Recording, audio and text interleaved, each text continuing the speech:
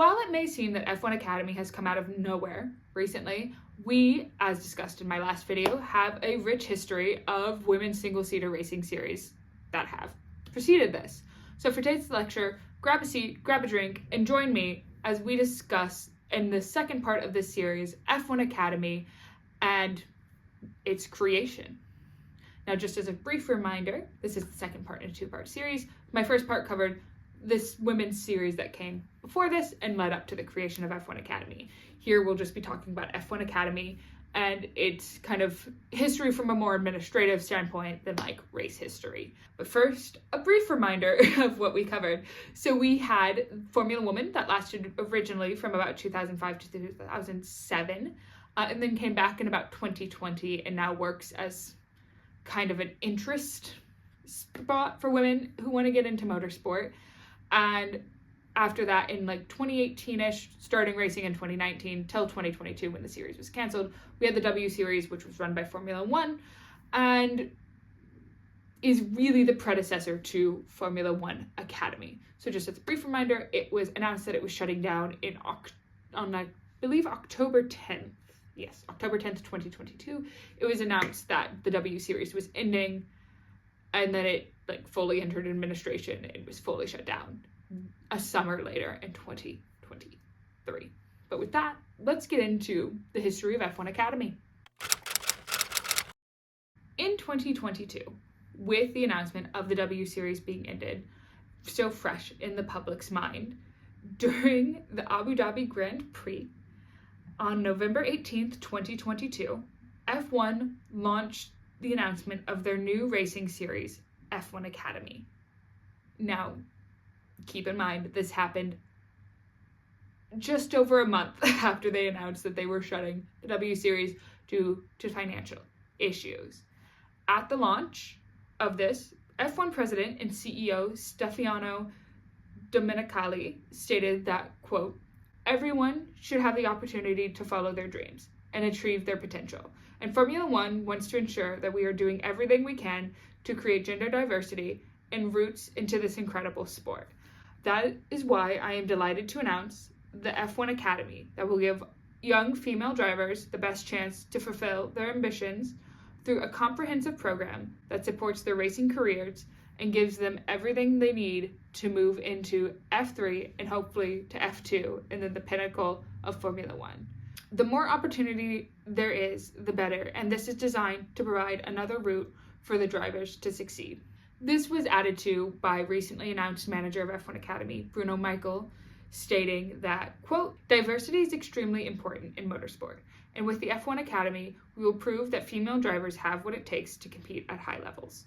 I am absolutely convinced that if young women are given the same amount of experience as any other driver, they can successfully make their way through the pyramid. Our goal is to see female drivers on the F3 grid in the next 2 to 3 years, and for them to quickly challenge for points and podiums. The aim is to increase the field in the near future because we hope that this category will inspire more young girls to compete in motorsport at the highest of levels." With both men highlighting the series as a way to promote young female talent, we can clearly see the ties between F1 Academy and the W Series and this concept of developing young female talent. What we didn't see as much of during this announcement is the same kind of backlash we saw against the W Series.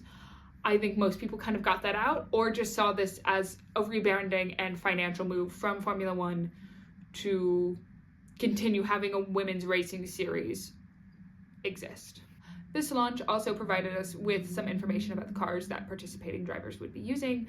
This include Titus T421 chassis powered by Audio-Technica turbocharged engines, which delivered 165 horsepower, and like all other F1 series, the tires would be sponsored by Pirelli.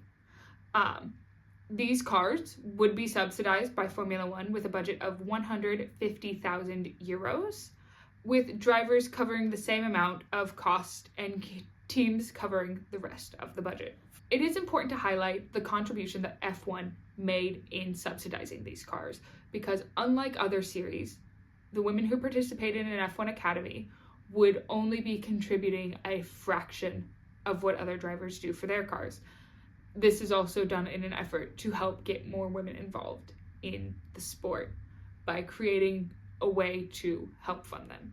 It was then on March 1st, 2023 that it was announced that former Williams test driver and team principal/CEO of Venturi Formula E team, Susie Wolff, would be the managing director of F1 Academy.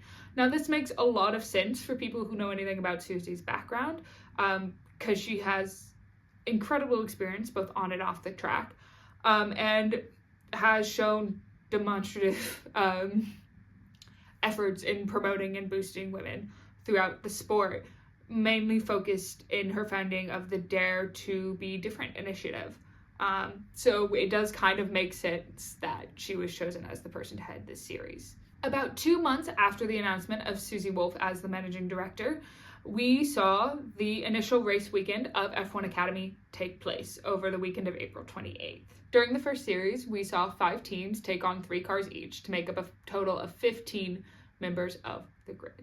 When it came to racing events, there were 7 weekends selected, and each weekend was made up of 3 races. These were broken down into 2 30-minute races and 1 20-minute race, with the catch that the top 8 from qualifying would then have their standing positions put in reverse for this race. This leads us to a grand total of 21 races in the first season, along with 15 days of testing.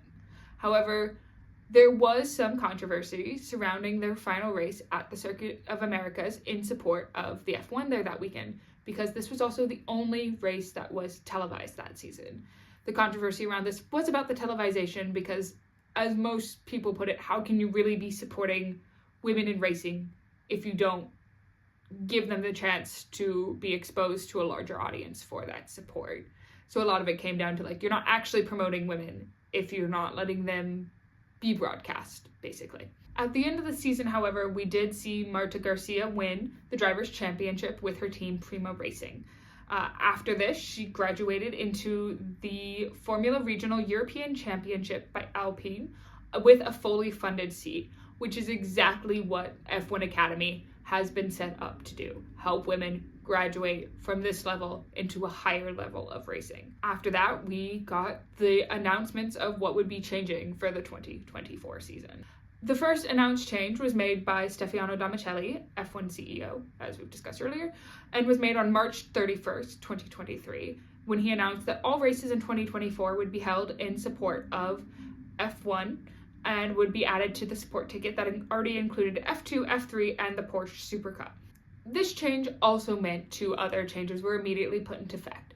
First, that the 20-minute reverse grid race was cut from the schedule, and 2, that all events for F1 Academy would be available to access for live stream on whatever F1 network you used. In the UK, that's through Sky Sports. In most other parts of the world, it is through the F1 streaming platform itself. It was also then announced that during the 2024 season, all 10 F1 teams would provide livery and support for drivers on the grid, with Wolff saying, quote, "Obviously having the F1 teams on board and their supporting drivers is also a big foundation of hopefully our mid to long-term success. It was clear to me that 2 things had to happen: racing with F1 and having F1 teams on board, and that we managed to achieve. Now we need to prove that we have a platform and we can deliver ROI, but also be impactful." While F1 provided liveries and support to 10 of the drivers, we also kept the same team structure from the previous season, where we saw 5 teams of 3. Now, this does mean that there was 10 drivers who didn't have support from F1 teams. However, this was covered by a combination of major brand investors and 2 other sponsors. So we'll start with the major brand investors for 2024. These were made up of Puma and Tommy Hilfiger, who also support in F1. And we also saw Charlotte Tilbury join as a major sponsor as well. Now, this was huge because as a makeup brand, this was Charlotte Tilbury's first foray into any sport at this level. So aside from that, we also had Red Bull Racing Forward and American Express sponsor 2 drivers as well. While all of these changes so far have been major gets for the series, we also saw very impressive changes in the way that the series races were structured. So for starters, they also added wildcard entries. So at any race point, they were able to basically select an entrant from that area being a loose term. Normally regarding country or surrounding countries, and they were able to race for just that weekend. We also saw the addition of FIA Super License points being awarded at the end of seasons, which, as we've discussed in other videos, help drivers get a super license, which is what allows them to race in Formula One. All of these changes have helped give a major boost to F1 Academy and the support we've seen. Take Miami, for example. There was so much going on. I saw so much press coming out about F1 Academy because of the involvement of people wanting to interact with these drivers. But we've also seen really good engagement from other companies that show a very promising future for F1 Academy, and this includes Reese Witherspoon's production company, Hello Sunshine, signing a deal to produce a similar series to Drive to Survive for Netflix, but it's focused on F1 Academy. Right now, that series is set to release in 2025, but we don't have an actual date. As of filming and writing this video, there's only about, I think it's 2 weekends left. I want to say 2, when I wrote it was 3, it's been a while. But it does, at this point, look like we will continue the series into 2025, with some drivers already having been announced. So look out for videos on that in the future.